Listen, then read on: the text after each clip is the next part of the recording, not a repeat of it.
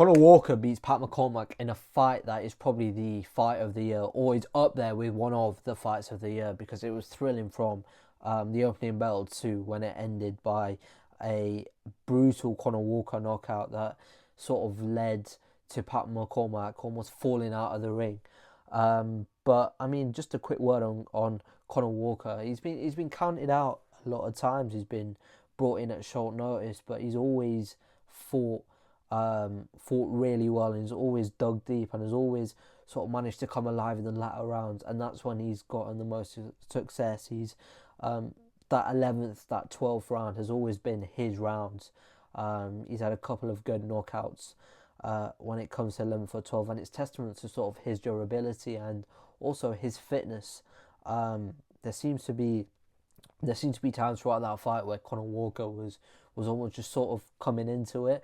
McCormack was tiring, and I think what prevailed was Walker's experience over Pat McCormack, in the sense that Walker, well, I mean, they're both 30 years of age, but McCormack went through the Olympics, an accomplished amateur, silver medalist, but hasn't had as many pro fights as he probably should have done, and also his career to date has been relatively unscathed.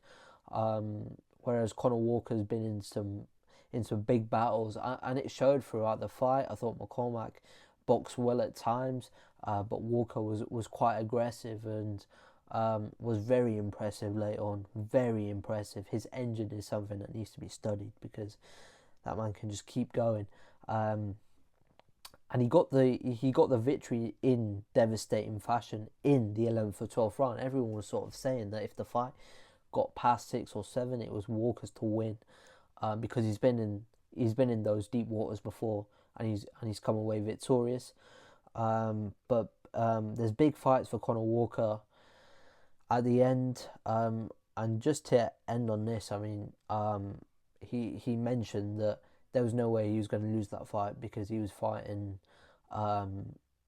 as his sort of wife was expecting another child. So he had a lot more to fight for, and you could almost sense that in the fight. You could almost sense that he wasn't going to lose, and that he was coming on strong.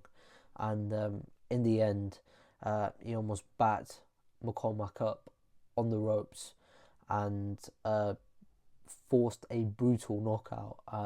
And it was just a good thing that as McCormack fell out the ring, his head didn't hit a stool or anything like that, because it could have ended badly. But fair